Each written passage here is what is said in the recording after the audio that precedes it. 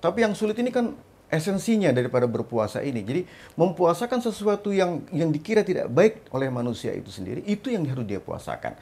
Dari mulai berpikir yang baik, berkata yang baik, dan berbuat yang baik. Itu ruhnya puasa. Nah, yang tingkat yang paling tinggi, orang yang berpuasa itu tidak menginginkan apa-apa. Murni ibadah kepada Allah Subhanahu wa Jadi ta'ala. dikatakan mukhlisina lahuddin. Benar-benar mukhlis, orang ini mukhlis. Jangankan kepada Allah, jangankan kepada manusia, kepada Allah pun dia tidak berharap. Welcome to Bali.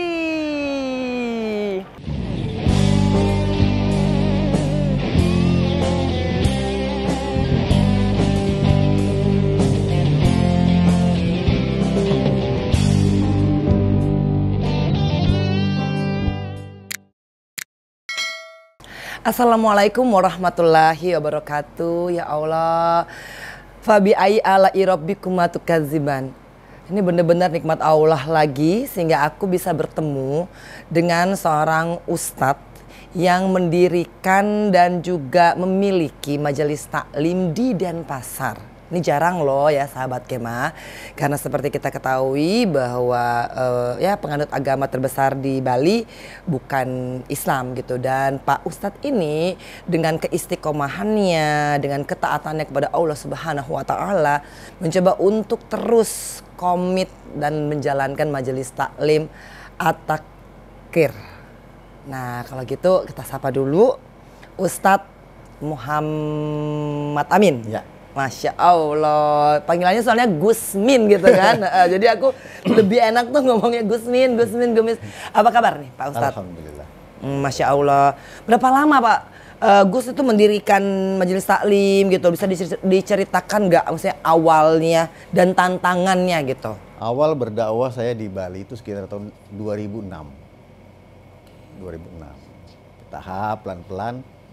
Alhamdulillah karena pengajian kami di Bali itu lebih kepada pengarah ke hati. Jadi kalau dalam ilmu Islam namanya torekoh, mengarah ke ilmu torekoh. Jadi mengenal syariat, tarekat, hakikat, dan ma'rifat. Nah lebih mengarah ke sana. Alhamdulillah audiensinya justru umatnya itu banyakkan dari kalangan yang ada yang alhamdulillah kiai ustadz, ada juga yang bukan. Jadi pada dasarnya karena agama itu adalah orang memperbaiki kehidupan. Nah, kehidupan itu tentunya hati manusia. Kalau hati manusia baik, kata Nabi, maka seluruh anggota tubuhnya akan baik. Berarti tahun 2006 itu Gus tuh meniatkan gitu loh, untuk pengajian dulu nih gitu kan. Nah baru akhirnya menjadi sebuah majelis taklim yang insya Allah alhamdulillah kalau sahabat-sahabat Kemah tuh tahu, ini termasuk salah satu majelis taklim yang memiliki jamaah terbesar.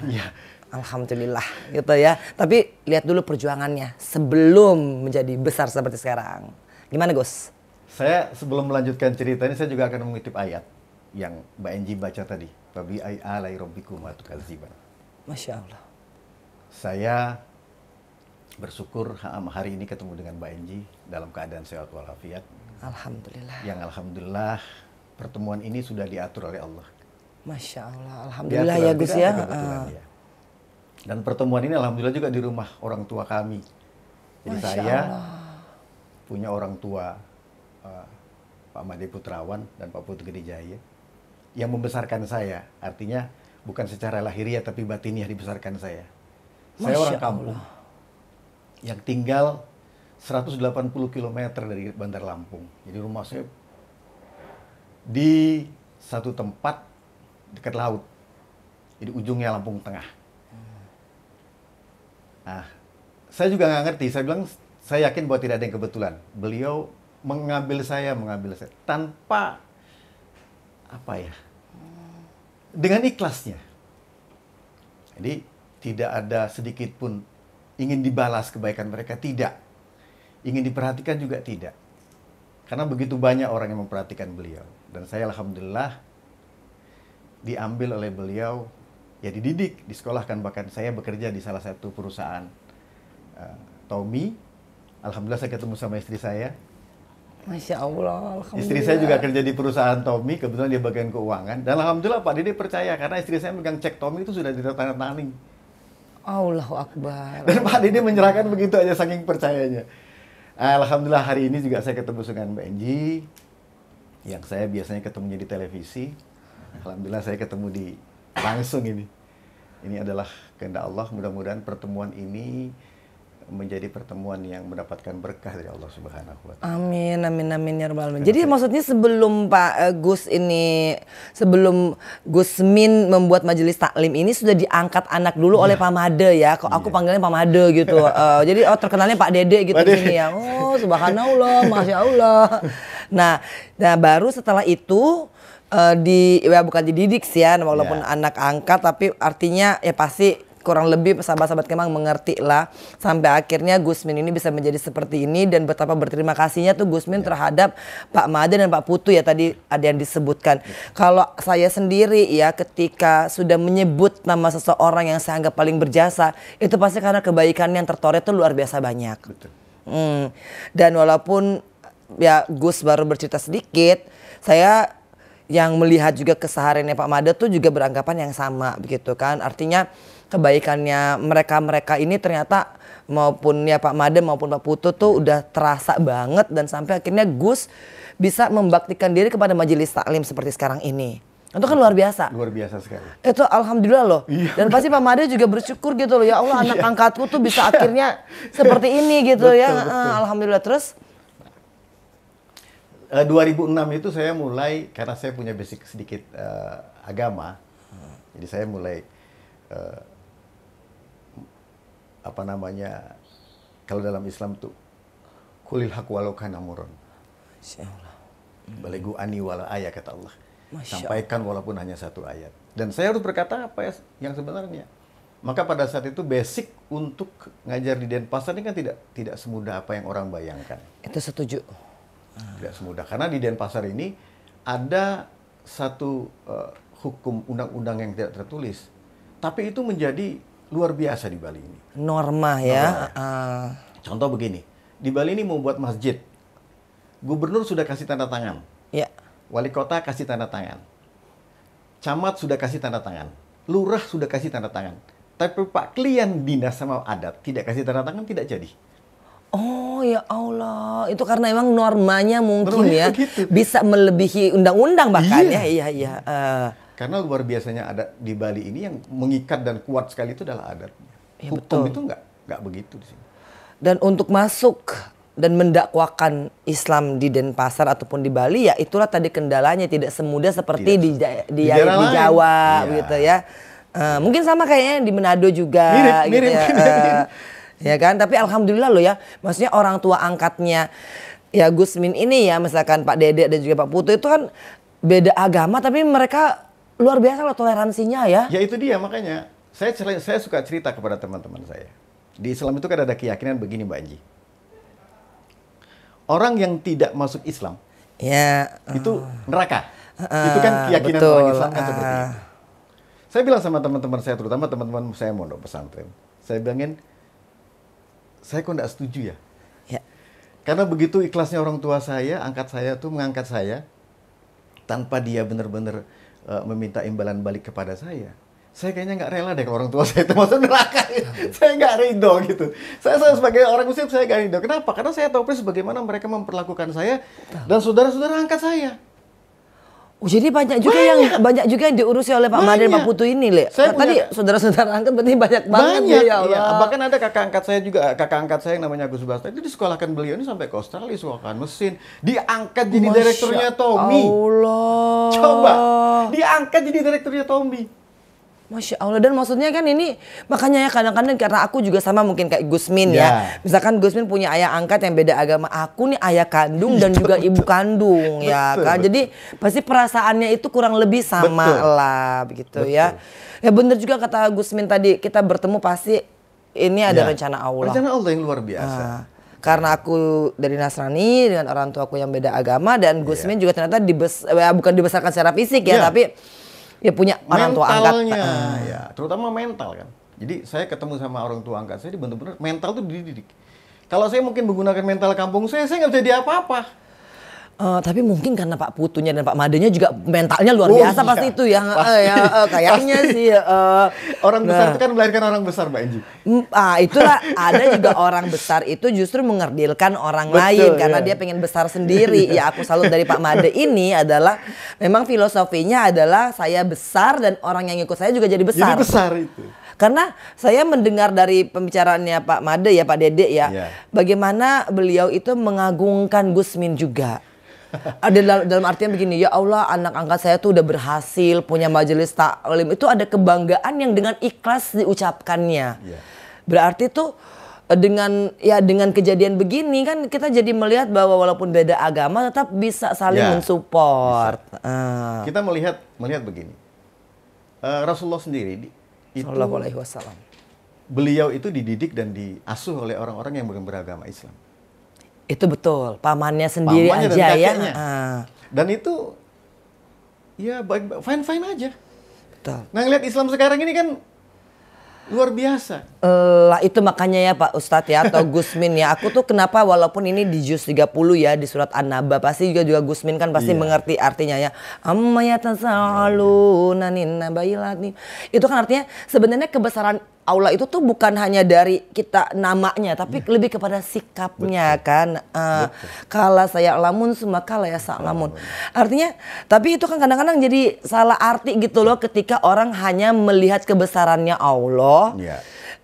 Tapi bukan dalam kejadian seperti yang kita alamin.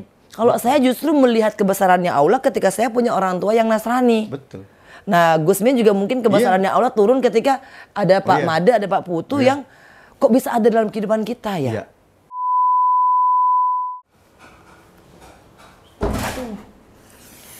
Lah, Ik, kenapa kamu kok kayak kesakitan gitu? Aduh, Bu, badanku pegel-pegel nih, Bu. Loh, kenapa? Kayaknya masuk angin ini, Bu ya. Lah, kayaknya sih Ikna tuh kalau lagi kerja begini harus banyak minum air putih, terus harus banyak istirahat juga. Iya, Bu. Kemarin saya bergadang habis nonton pertandingan bola. Ada-ada aja, tapi untung nih Ibu selalu bawa minyak Prabu. Nah, minyak Prabu ini tuh harus dibalurin ke tubuh gitu ya. Dan bagus banget. Minyak apa tuh, Bu? Emang khasiatnya untuk apa ya, Bu? Aduh, Ikna kayak nggak percaya Ibu aja. Masa sih sama Ikna Ibu kasih minyak sembarangan gitu. Ini minyak tuh bener-bener 100% terbuat dari herbal alami tanpa kimia. Nah, terus terdiri dari 81 rempah-rempah. Dimulai dari temulawak, bunga lawang, serai, kayu bajaka, sirih, dan masih banyak lagi. Terus yang paling penting kan ini bisa buat anak-anak, terus buat ya orang dewasa, terus juga buat bayi juga bisa, buat manula juga masih oke nih, kaum milenial juga oke banget. Oh gitu ya, Bu. Iya, dan ini tuh aromanya tuh bagus banget karena emang aroma rempah lah begitu ya. Nah, dari rempah-rempah dan juga campuran dengan ya Kamboja Bali, itu bunga Kamboja Bali. Jadi bener-bener tuh bisa merilekskan, terus santai, dan yang paling penting tuh gak lengket di kulit. Jadi Ikna kalau bawa mobil habis itu juga enak dan terdaftar di BP POM. Oh gitu ya, Bu. Oh, boleh juga dong, Bu, saya pakai itu, Bu. Wah, khasiatnya banyak juga ya, Bu ya. Boleh saya bawa juga ini satu ya, Bu ya, buat saya. Iya. Tapi sekarang bisa jalan nggak kita? Wah. Coba aja dulu deh, Bu. Ya, ayo kita jalan. Ya udah, kalau nggak Ibu aja nyetir, ya kan? Ikna di belakang gantian. Oke, Bu. Nah, itu kan kadang-kadang orang kalau misalkan terlalu fanatik malah jadinya merusak begini gitu ya. Kan mereka kan enggak paham. Contoh begini, teman-teman saya terutama di kalangan MUI ya. Mereka mengharamkan untuk mengucapkan selamat Natal, selamat galungan. Ada yang begitu ya. Ada mengharamkan memang begitu. Astagfirullahaladzim. Saya bilang sama mereka, Anda itu kan tidak di posisi saya. Saya tidak mengucapkan selamat galungan kepada orang tua saya. Saya harus mengucapkan itu. Terus nanti Anda jadi kafir, saya sadat lagi lah saya. Tapi alhamdulillahnya nih ya, alhamdulillah ya sahabat Kemaya. Ini sih barakallah bener-bener, karena apa? Itu ya aku alami bertahun-tahun. Dan ketika aku nggak boleh mengucapkan selamat Natal kepada orang tuaku yang 32 tahun, aku beragama Nasrani, ya kan. Astagfirullahaladzim gitu ya. Dan memang hari ini dipertemukan dengan Gusmin yang juga mengalami kejadian yang kurang lebih sama. Sama ya. Nah ini berarti ada pesan untuk di bulan Ramadan. Betul. Yuk kita bersihin hati kita dulu yuk, ya kan, bersihin hati itu dari suuzon, dari membenarkan diri sendiri, merasa yang paling benar, merasa yang paling baik gitu. Aku makanya kalau misalkan dikatakan Mbak Enji, kok Mbak Enji kuat, aku nggak kuat sesungguhnya. Allah yang kuat. Setuju saya. Iya Mbak Enji kok bisa begini, aku nggak bisa begitu. Allah yang benar. Iya ini Allah semua gitu kan. Kalau Angelina Sondak mah udah bukan apa-apa, bukan siapa-siapa dan nggak punya apa-apa juga. Kecuali punya teman-teman kayak Gusmin hari ini alhamdulillah sama istrinya, punya Pak Made, nanti juga ketemu Pak Putu. Itu aja yang aku banggakan sekarang. Punya temen yang mau membantu aku ketika aku lagi susah. Kalau lagi seneng banyak banget teman kita. Iya kan? Kayaknya di semua kalangan kayaknya. Wah emang ada gula ada semut ya kan. Tapi aku melihat dari Pak Maden ya, ini sebenarnya kan pertemuan kita ya sahabat Kemah karena juga ada campur tangannya dari Pak Made atau Pak Dede yang Gusmin sampaikan. Dan inilah luar biasa ketika kebaikan itu berbuah dengan kebaikan. Aku bertemu lagi dengan Gusmin dan aku hari ini mau minta kurang lebih ya bukan mau dibilang apa ya, tapi lebih kepada bagaimana kita menghadapi bulan suci Ramadan, apa yang harus kita persiapkan, dan mungkin juga pesan buat saudara-saudara kita yang ada di tempat-tempat yang mungkin masih minoritas agama Islamnya, cara berpuasa dengan adabnya ketika kita berada di lingkungan yang bukan mayoritas Muslim. Karena kan pasti Gusmin lebih banyak mengalami pengalaman itu. Bismillahirrahmanirrahim. Ya ayyuhalladzina amanu kutiba alaikumusiyam kama kutiba alal ladzina min qablikum la'allakum tattaqun. Allah. Kata Allah, wahai orang-orang yang beriman, berpuasalah kamu sebagaimana orang-orang sebelum kamu berpuasa, sehingga kamu jadi orang-orang yang takwa. Artinya ada pesan yang luar biasa yang Allah sampaikan kepada kita, bahwa puasa itu bukan hanya perintah kepada kita, tapi jauh ribuan tahun sebelum kita Allah sudah memerintahkan puasa. Nah, puasa itu kalau dalam ilmu tasawuf itu dibagi beberapa macam. Ada puasa awam. Puasa awam itu sahur sebelum azan, berbuka setelah azan maghrib. Artinya itu cuman beda, kalau saya melihat cuman beda tempat makannya saja. Betul ya, iya benar. Beda makan aja, beda bener, tempat. Gus. Justru kadang-kadang orang puasa itu bisa naik 3-4 kilo Mbak Enji. Iya bener-bener Gus. Ya, karena, jangan sampai ya ini ya, jangan ya Allah. Nah ada lagi orang berpuasa yang orang berilmu. Orang yang berilmu itu orang yang berpuasa adalah orang yang benar-benar mengerti makna esensi puasa itu sendiri. Puasa itu bukan sekedar orang menahan nafsu makan dan sebagainya, haus saja, tapi semua. Dari mulai pikirannya yang kemana-mana, hatinya yang kemana-mana, sehingga gerakannya juga kemana-mana. Sehingga ini yang membuat orang juga tidak berpuasa. Kalau sekedar berpuasa, menahan lapar dan haus saja, saya yakin banyak anak-anak mampu bisa itu. Tapi yang sulit ini kan esensinya daripada berpuasa ini. Jadi mempuasakan sesuatu yang dikira tidak baik oleh manusia itu sendiri, itu yang harus dia puasakan. Dari mulai berpikir yang baik, berkata yang baik, dan berbuat yang baik. Itu ruhnya puasa. Nah, yang tingkat yang paling tinggi, orang yang berpuasa itu tidak menginginkan apa-apa. Murni ibadah kepada Allah Subhanahu wa ta'ala. Jadi dikatakan mukhlisina lahuddin. Benar-benar mukhlis, orang ini mukhlis. Jangankan kepada Allah, jangankan kepada manusia, kepada Allah pun dia tidak berharap. Masya Allah. Dia tidak berharap apa-apa. Dia hanya melaksanakan perintah Allah, dan perintah itu dilaksanakan dia sebagai seorang hamba yang takwa kepada Allah. Masya Allah. Nah ini kan sulit. Kalau di Indonesia ini, bahkan di dunia, orang mengerti tentang esensi puasa, saya rasa nggak ada orang berbuat jahat, Mbak. Iya, benar ya. Nggak mungkin orang berkata kotor, nggak mungkin orang berbuat juga yang di luar. Yang level ketiga tadi ya, Gus ya. Ini yang sangat sulit sekali. Nah, kadang-kadang kita ini di Indonesia ini, agama itu masih suka dengan ritualnya. Betul. Jadi epurial dengan ritualnya kan. Sahurnya, ya kan, buka puasanya, Allah. Saya pernah ngeliat Mbak Enji kapan ya itu ya Maya di TV itu? Wah Mbak Haji buka lagi sahur gitu. Iya, ke situnya ya Iya. kita nyarinya ya, tapi bukan kepada menahan nafsu Ya. kita. Nah, kenapa kami bisa melaksanakan puasa dengan baik? Bahkan di tempat kami sana mengadakan sholat tarawih. Karena Ya Allah ya. seminggu sekali kadang-kadang kami mengundang Pak Klian, aparat desa untuk buka puasa di tempat saya. Masya Allah. Ustaz, Bapak datang ke tempat kami untuk buka puasa. Pak, nggak apa-apa, saya bilang gitu. Jadi sebenarnya puasa itu isinya bagaimana kita bisa berbagi apapun yang kita bisa bagi. Baik itu ilmu, makanan, apapun yang bisa kita bagi kepada sesama saudara-saudara kita. Benar. Karena kalau misalkan hanya menahan nafsu, makan dan haus, itu jam 1 pasti udah langsung goyang Besti ya kan. Nanti marah sedikit, kesel sedikit. Ah, udahlah aku kesel ya kan, udahlah batalin aja sekalian kita padahal dia haus ya kan. Nah, kalau udah di tempat yang Islamnya menjadi minoritas, Ya, berpuasanya pasti akan lebih ikhlas. betul sekali. Karena godaannya pasti Luar biasa. Iya ya. Luar biasa. Dan kalau lulus ujian itu alhamdulillah ya Gus ya. Luar biasa. Luar biasa. Nah, Saya rasa kalau di luar Bali itu orang dapat pahala 1 nih Mbak Enji. Kalau di Bali kayaknya 3 deh. alhamdulillah ya. Tiga kan. ya.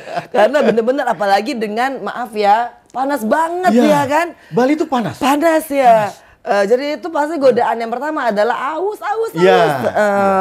Dahaga itu sendiri. Nah, jadi tadi kita tuh udah ngomongin ya sama Gusmin gitu. Artinya awal dari mendirikan majelis taklimnya gitu. Nanti kita juga akan ke sana ya, Besti.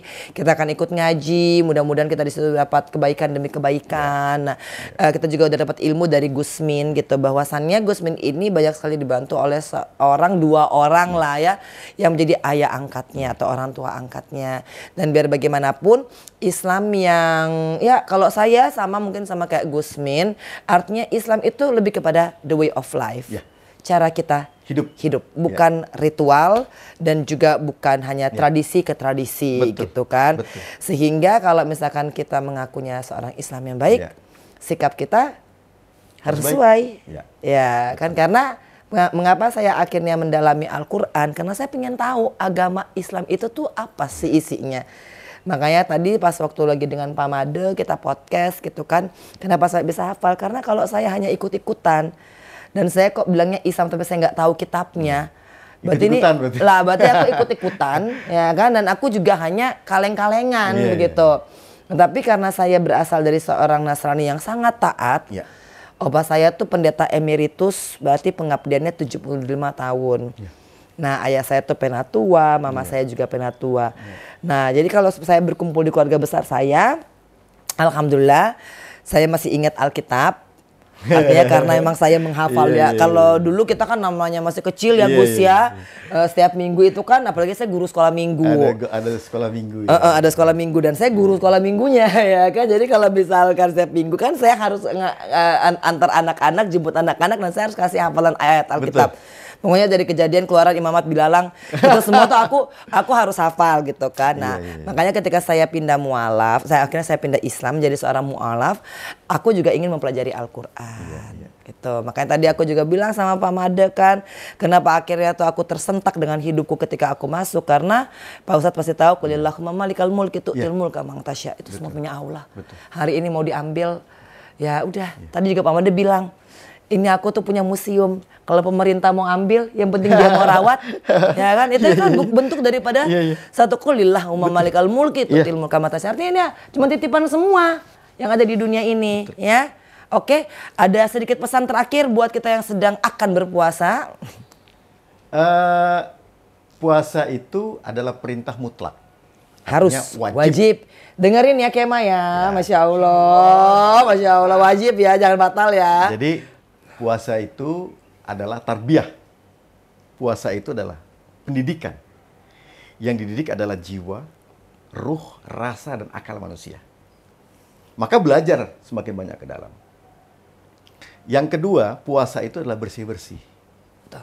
Kita sebagai manusia tentunya kita tahu. Yang tahu diri kita ini kan kita dan sendiri. Allah. Kita ini kekurangannya di mana, kelebihan kita di mana, kita dan Allah yang tahu. Betul. Nah, Allah menitipkan satu bentuk namanya hati manusia. Kata Nabi, di dalam tubuh manusia itu ada segumpal darah. Apabila darah itu baik, kata Rasulullah, semuanya maka semuanya akan baik. Semuanya loh ya di sini. apabila darah itu buruk, kata Nabi, maka semuanya pun akan buruk. Dan kita mesti tahu bahwa Rasulullah diturunkan oleh Allah Subhanahu wa taala ke muka bumi, kata Nabi, innama bu'istu liutamima makarimah akhlaq. Ternyata orang-orang dulu sudah beragama. Cuman akhlak mereka terhadap Tuhan, akhlak mereka kepada manusia itu yang rusak. Maka Allah turunkan Nabi Muhammad. Nah, di bulan Ramadan ini Mbak Enji dan saudara-saudara sekalian, mari kita sama-sama mentarbiyah, mempelajari diri kita supaya semakin hari puasa ini justru meningkat iman dan takwa kita. Meningkat rasa kecintaan kita kepada Allah. Meningkat pula rasa ibadah kita kepada Allah Subhanahu wa taala. Sehingga semakin tahun semakin baik, semakin tahun semakin baik. Bukan sekedar puasa itu sebuah ritual yang sekedar seremonial yang harus kita kerjakan, tapi benar-benar meningkatkan rasa kita, meningkatkan iman dan takwa kita kepada Allah Subhanahu wa taala. Saya yakin kalau kita benar-benar berpuasa apa yang diperintahkan Allah dan Rasulnya, saya yakin tidak ada orang Islam yang berbuat jahat. Betul. Dan sesungguhnya bagi orang-orang yang sangat merindukan Allah Subhanahu wa taala dan Nabi Muhammad sallallahu alaihi wasallam, maunya setahun ini tuh bulan puasa terus. Ya. Karena apa? Bulan yang selalu dinanti-nantikan, penuh rahmat. Ya kan, pahala berlipat ganda, dosa-dosa diampunin, apalagi. Makanya kalau ketemu bulan puasa, alhamdulillah, jangan-jangan nanti kita nggak ketemu bulan puasa berikutnya. Kalau tadi kata Pak Ustadz, ayo kita bersihkan hati kita, karena hanya hati kita lah yang menentukan seluruh aktivitas daripada tubuh kita ini. Hati kamu baik, insya Allah semuanya akan baik. Gusmin, makasih loh ya, karena kita masih harus ke pengajian nanti ya. Nah, aku bersyukur dan aku berterima kasih kepada Pak Madat tentunya yang sudah mempertemukan aku dengan Gusmin, dan semoga semua amal kebaikannya Gusmin termasuk mendirikan majelis taklim juga beserta dengan istri yang soleha dibalas oleh Allah Subhanahu wa taala dengan ya berbagai urusan yang dimudahkan, rezeki dilimpahkan gitu ya kan. Dan semua yang penting usaha-usaha Gus deh, ya kan. Aku dengar kan Gus ini tidak hanya sebagai ini ya, tapi juga punya beberapa usaha. Semoga benar-benar dibukakan pintu rezekinya seluas-luasnya. Oke, di Bali dengan saya Angelina Sondak dan Gusmin. Alhamdulillah menjelang Ramadan aku bisa podcast dengan Gusmin, dan kita ingin mengucapkan selamat menjalankan ibadah puasa. Jangan lupa lahir dan batin. Dan jangan lupa di subscribe, like, share, komen. Assalamualaikum warahmatullahi wabarakatuh. Assalamualaikum warahmatullahi wabarakatuh.